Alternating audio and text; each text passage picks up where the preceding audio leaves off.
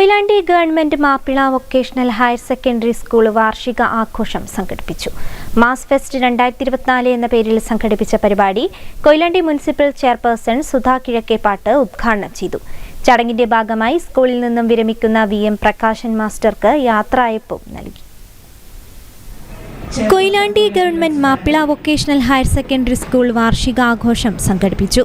Mass fest 2024 എന്ന പേരിൽ സംഘടിപ്പിച്ച പരിപാടി കൊയിലാണ്ടി മുനിസിപ്പൽ ചെയർപേഴ്സൺ സുധാ കിഴക്കേപ്പാട്ട് ഉദ്ഘാടനം ചെയ്തു.